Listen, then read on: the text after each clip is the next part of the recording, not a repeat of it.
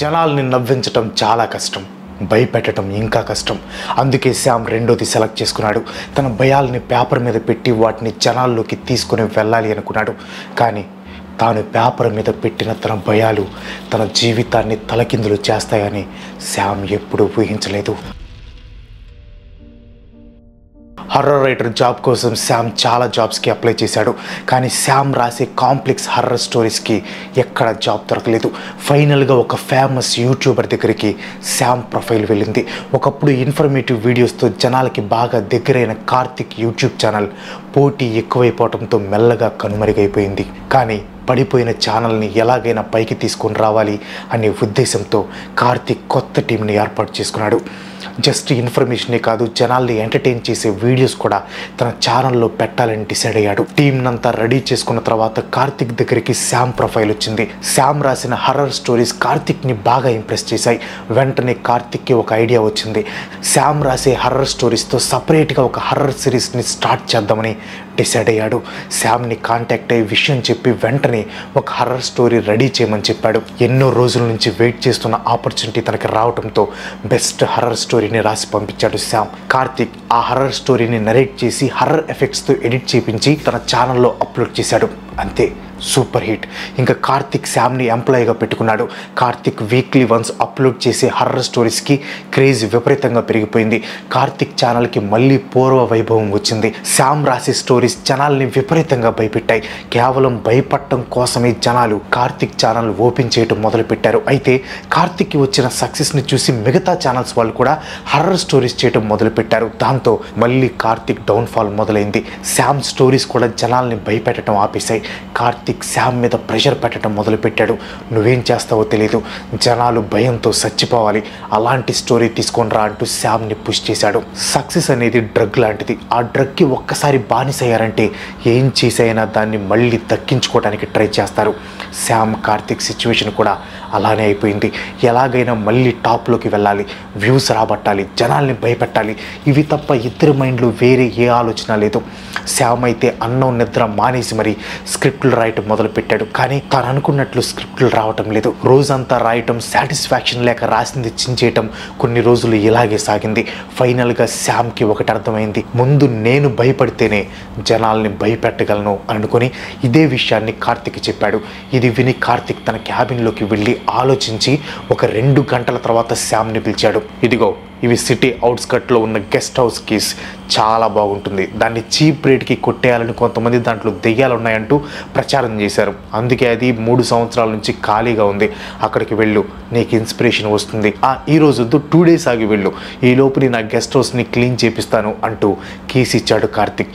పేరుకి horror writer అయినా కానీ శ్యామ్కి ఒక్కడే ఉండటం అంటే చచ్చేంత భయం. కానీ చేసేది లేక కీస్ తీసుకొని కార్తిక్ చెప్పినట్లు గెస్ట్ హౌస్కి వెళ్ళాడు. నైట్ 11:30 అయింది. ల్యాప్టాప్ ముందు కూర్చున్నాడు. కానీ మైండ్లోకి ఏమీ రావట్లేదు. శ్యామ్ మైండ్లో అంతా ఒక్కడిని నైట్ అంతా ఎలా పడుకోవాలి అనే ఆలోచనే ఉంది. పెద్ద పోటుగాళ్ళలాగా నన్ను నేను భయపెట్టుకోవడానికి వచ్చాను, ఏమవుతుందో ఏంటో అని తనని తాను తిట్టుకొని కాసేపు కామెడీ సీన్స్ చూసి భయాన్ని పోగొట్టుకుందాం అనుకుని యూట్యూబ్ ఆన్ చేశాడు. టైం మార్నింగ్ 8:30 అయింది. సడన్గా ఫోన్ మోగింది. శ్యామ్, స్టోరీ ఎరగదీసావు, పిల్లలు కాదు పెద్దవాళ్ళు కూడా ప్యాంటు తరిపేసుకుంటారు, ఇప్పుడే రికార్డ్ చేస్తున్నా, ఈరోజు అప్లోడ్ చేద్దాం అని చెప్పి కార్తిక్ ఫోన్ కట్ చేశాడు. శ్యామ్కి ఏమీ అర్థం కాలేదు. అసలు నేను ఎప్పుడు స్క్రిప్ట్ రాశాను, ఎప్పుడు పంపాను అనుకుంటూ ల్యాప్టాప్ ఓపెన్ చేసి మెయిల్ చెక్ చేస్తే కార్తిక్కి పంపిన స్క్రిప్ట్ ఉంది.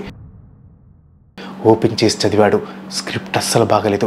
అసలు నేను స్క్రిప్ట్ రాయలేదు, అసలు ఇంత చండాలమైన స్క్రిప్ట్ని నేను రాయను, అసలు ఏం జరుగుతుంది అని తనలో తాను అనుకుంటూ సడన్గా బెడ్ మీద నుంచి కిందకి దూకి, వామ్మో ఇదేదో నిజంగా దెయ్యాల కొంపలాగుంది దేవుడా అని అడుచుకుంటూ ఆ గెస్ట్ హౌస్ నుంచి బయటకు వచ్చి హడావిడిగా ఆఫీస్కి వెళ్ళాడు. అక్కడ అందరూ బిజీగా ఉన్నారు. కార్తిక్ ఆల్రెడీ ఎవరి పని వాళ్ళకి ఇచ్చేసి శ్యామ్ పంపిన వీడియోని రికార్డ్ చేసే పనిలో ఉన్నాడు. దాంతో శ్యామ్కి ఏం చేయాలో అర్థం కాలేదు. అలాగే టెన్షన్ పడుతూ తన డెస్క్ దగ్గర కూర్చున్నాడు. కొద్దిసేపటి తర్వాత రికార్డింగ్ ముగించుకొని కార్తిక్ వచ్చాడు. కార్తిక్ రావడంతోనే శ్యామ్ పరిగెత్తుకుంటూ వెళ్ళి, నేను ఆ స్క్రిప్ట్ రాయలేదు అని అన్నాడు. ఏం మాట్లాడుతున్నావు? నైట్ 4:30కి నీ మెయిల్ నుండేగా స్క్రిప్ట్ వచ్చింది అని కార్తిక్ అన్నాడు.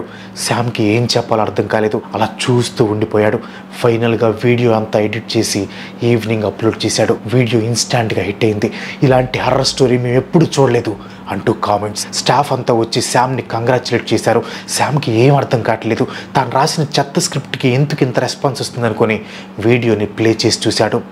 ఆ వీడియో చూస్తున్నంతసేపు శామ్ చేతులు వణుకుతూనే ఉన్నాయి. ఒకటి, ఆ వీడియో అంత భయంగా ఉండటం.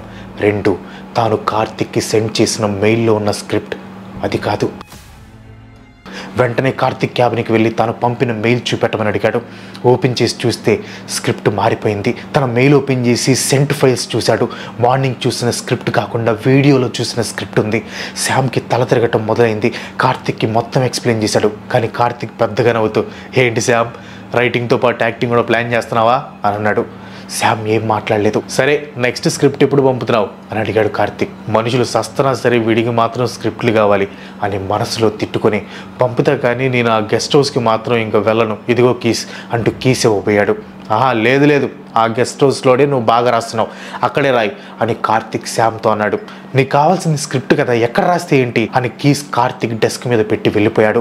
బస్సులో ఇంటికి వెళ్తూ ఆ రోజు పెట్టిన వీడియో ఓపెన్ చేశాడు. వ్యూస్ రికార్డ్ స్పీడ్లో వస్తున్నాయి. కామెంట్స్లో ప్రతి ఒక్కరూ తమ భయాన్ని షేర్ చేసుకుంటున్నారు. కానీ చాలామంది లిప్స్ లేని లేడీ చాలా డేంజర్గా ఉంది బ్రో అంటూ కామెంట్స్ చేశారు. శామ్ ఇంటికి వెళ్ళి అన్నం కూడా తినకుండా తన రూమ్కి వెళ్ళిపోయాడు. ల్యాప్టాప్ ఓపెన్ చేయడానికి ట్రై చేశాడు. కానీ శామ్ మైండ్ అంతా బ్లాంక్ అయిపోయింది. అలా 2-3 అవర్స్ ఆలోచిస్తూ ఫేస్ వాష్ చేసుకుందామని బేషన్ దగ్గరికి వెళ్ళి ఫేస్ వాష్ చేసుకుని మిర్రర్లో ముఖం చూసుకున్నాడు.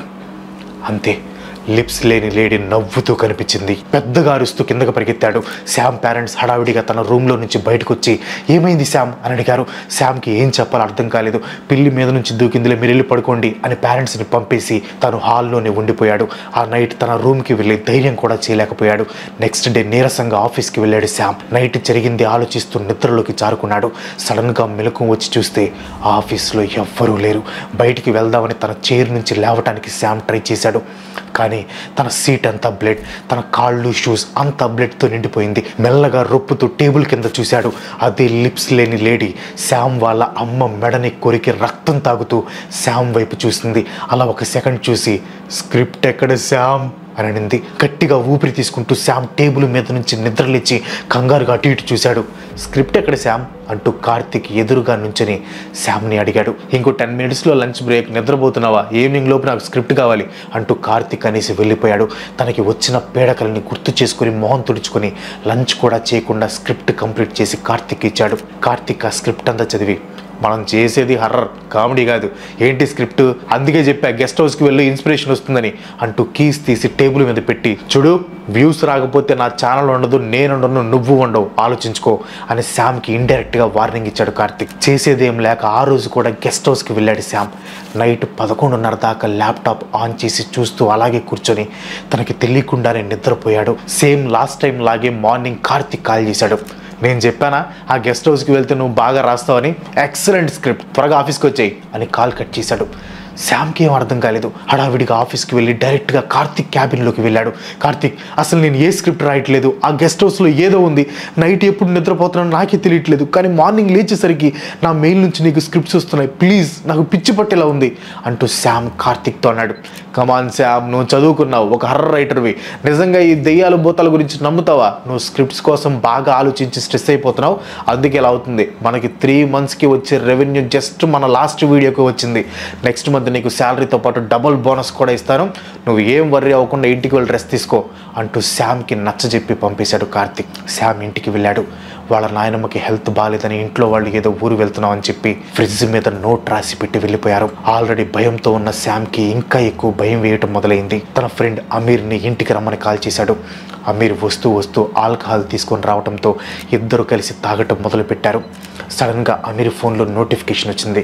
అరే, మీ కార్తిక్ వీడియో అప్లోడ్ చేశాడరా అంటూ వీడియో ప్లే చేశాడు. అమీర్ వీడియో అంతా చూసిన తర్వాత, ఎలా రాస్తావరా బాబు, ఎంత భయంకరమైన స్క్రిప్ట్లు, తాగింది కూడా దిగిపోయింది అని అమీర్ శామ్ని పొగట్టం మొదలుపెట్టాడు. శామ్ మాత్రం ఏం మాట్లాడకుండా అంతే ఉండిపోయాడు. ఇద్దరు తినేసి నిద్రపోయారు. మధ్యరాత్రిలో టప్ టప్ టప్ అంటూ ల్యాప్టాప్ కీస్ ప్రెస్ చేస్తున్న సౌండ్ రావడంతో శామ్ లేచి చూశాడు. అమీర్ గట్టిగా రొప్పుతూ డెస్క్ దగ్గర కూర్చొని శామ్ ల్యాప్టాప్ని టకా టకా నొక్కుతున్నాడు. శామ్కి ఒళ్ళంతా భయం పాకింది. మెల్లిగా అడుగు వేసుకుంటూ డెస్క్ దగ్గరికి వెళ్ళి అమీర్ అంటూ వణుకుతూ పిలిచాడు. అమీర్ నుంచి ఎటువంటి సమాధానం లేదు. దగ్గరికి వెళ్ళి అమీర్ భుజం మీద చెయ్యి వేశాడు. అమీర్ ల్యాప్టాప్ మీద నుంచి చేతులు తీసి కామ్గా కూర్చున్నాడు. 2 సెకండ్ల తర్వాత మళ్ళీ ల్యాప్టాప్ మీద చేతులు పెట్టినట్టే పెట్టి ఫాస్ట్గా చేతులు వెనక్కి తీసేయటం చేశాడు. ఇలా 2-3 టైమ్స్ చేశాక శామ్ వైపు తిరిగి భయంకరంగా స్మైల్ ఇస్తూ, స్క్రిప్ట్ రెడీగా ఉంది, గెస్ట్ హౌస్కి ఎప్పుడు వస్తున్నావు, నువ్వు వస్తావా లేదా మీ ఫ్యామిలీని స్క్రిప్ట్లో చేర్చనా అని సమీర్ విచిత్రంగా మాట్లాడాడు. శామ్కి అక్కడి నుంచి పారిపోవాలని ఉన్నా కానీ ధైర్యం తెచ్చుకొని గట్టిగా అరిచి సమీర్ని పట్టుకొని ఊపాడు. సమీర్ తేరుకొని, ఏమైందిరా, ఇక్కడ ఏం చేస్తున్నావు అని శామ్ని అడిగాడు. శామ్ మాత్రం అంతే చూస్తూ ఉండిపోయాడు. ఇక్కడ ఏదో తేడాగా ఉందిరా, పిచ్చి కళ్ళు వస్తున్నాయి, నేను మా ఇంటికి వెళ్ళిపోతారా అని సమీర్ అప్పటికప్పుడే శామ్ని ఒంటరిగా వదిలేసి వెళ్ళిపోయాడు. శామ్ లైట్ ఆన్ చేసి ల్యాప్టాప్ ముందు కూర్చున్నాడు. ల్యాప్టాప్లో గెస్ట్ హౌస్కి రా, స్క్రిప్ట్ రెడీగా ఉంది అని టైప్ చేసింది. నెక్స్ట్ రోజు మార్నింగ్ అవగానే శామ్ ఆఫీస్కి వెళ్ళి కార్తిక్ని కలిశాడు. అసలు ఆ గెస్ట్ హౌస్లో ఏం జరుగుతుంది కార్తిక్, అక్కడ ఖచ్చితంగా ఏదో దెయ్యం ఉంది, అది ఇప్పుడు నన్ను పట్టుకుంది అని కార్తిక్ని నిలదీశాడు. అబ్బా శామ్, ఏంటి నువ్వు, చెప్పా కదా అవన్నీ రూమర్స్ అని కార్తిక్ విసుక్కున్నాడు. రూమర్స్ కాదు కార్తిక్, అక్కడ ఏదో ఉంది. నేను ఎప్పుడు 12 PM ముందు పడుకోను, కానీ అక్కడికి వెళ్ళిన ప్రతిసారి 11:30కే పడుకుంటున్నా.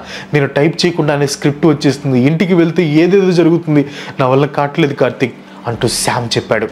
సరే కూల్, ఈరోజు నువ్వు గెస్ట్ హౌస్కి వెళ్ళు, వీడియో కాల్ చేసి పెట్టు, నేను నైట్ అంతా ఉండి చూస్తాను ఏం జరుగుతుందో అని కార్తిక్ అన్నాడు. అదేదో నువ్వు కూడా నాతో రావచ్చు కదా అని ఓపిక లేని వెటకారంతో అడిగాడు శామ్. నేనేమి నీలాగే సింగిల్ కాదురా బాబు, నాకు 2 పిల్లలు ఉన్నారు, వైఫ్ ఊర్లో లేదు, పిల్లల్ని నేను చూసుకోవాలి అంటూ కార్తిక్ జవాబిచ్చాడు.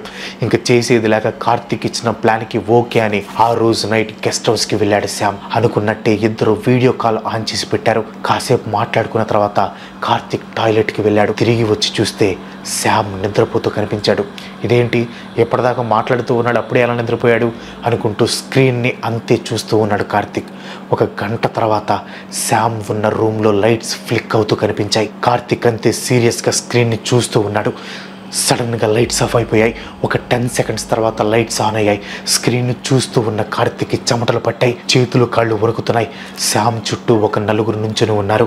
శామ్ మీద ఎవరో ఒక ఆడ మనిషి కూర్చొని ఉంది. సడన్గా ఆడ మనిషి స్క్రీన్లో నుంచి కార్తిక్ వైపు చూసింది. ఆమెకి కళ్ళు లేవు, కళ్ళ ప్లేస్లో బ్లాక్గా ఉంది, ఫేస్ అంతా తెల్లగా ఉంది. గుట్టుకలు మింగుతూ కార్తిక్ స్క్రీన్ని చూస్తూ ఉన్నాడు. సడన్గా స్క్రీన్ ఆఫ్ అయిపోయింది. కార్తిక్ వెంటనే శామ్కి కాల్ చేశాడు. ఫోన్ కలవలేదు. ఆ తర్వాత వెంటనే ఇంకో నెంబర్కి కాల్ చేశాడు.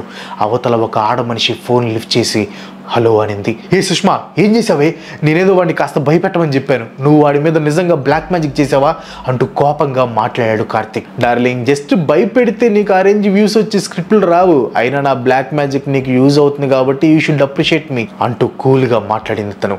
సుష్మా, ఇది తప్పు, శామ్కి ఏమైనా ఆ పాప నన్ను చుట్టుకుంటుంది, నా వైఫ్తో బ్లాక్ మ్యాజిక్ చేపించానని తెలిస్తే నా కెరియర్ కాదు లైఫే పోతుంది అంటూ కార్తిక్ తన వైఫ్ సుష్మాతో అన్నాడు. ఎవ్వరికీ తెలియదు, వాడికి ఏమీ అవ్వదు, వాడు బంగారు గుడ్లు పెట్టి బాతు, స్క్రిప్ట్స్ రాబట్టు, అనవసరంగా భయపడుకో, పిల్లలు నిద్రలేస్తారు, బాయ్ అంటూ సుష్మా ఫోన్ పెట్టేసింది. కార్తిక్కి ఏమీ అర్థం కాలేదు, ఆలోచిస్తూ అలా నిద్రపోయాడు. మార్నింగ్ శామ్ నుంచి మెయిల్ వచ్చింది. కార్తిక్ ఓపెన్ చేసి చూశాడు, కానీ దాంట్లో స్క్రిప్ట్ లేదు. ఒక్క లైన్ రాసింది, శామ్ చనిపోయాడు, స్క్రిప్ట్ రెడీగా ఉంది, ఇంకో రైటర్ని పంపించు. ఆ రోజు శామ్ చనిపోయాడు. కానీ ఎలా చనిపోయాడు అంటే, నిజంగా గెస్ట్ హౌస్లో దెయ్యాలున్నాయా? ఇవి తెలుసుకోవాలంటే వీడియోకి ఒక లైక్ కొట్టండి. 20K లైక్స్ రాగానే పార్ట్ 2 అప్లోడ్ చేస్తాను. సో ఈ వీడియో మీకు అనిపించింది కింద కామెంట్లో పోస్ట్ చేయండి. వీడియో నచ్చితే ఒక లైక్ కొట్టి మీ ఫ్రెండ్స్ అండ్ ఫ్యామిలీకి షేర్ చేయండి. ఇలాంటి వీడియోస్ నాకు సపోర్ట్ చేయాలనుకుంటే వెంటనే మన ఛానల్కి సబ్స్క్రైబ్ చేసుకుని ఇంకో మంచి ఎపిసోడ్తో మళ్ళీ కలుసుకుందాం. అందరికి సెలవు, బాయ్.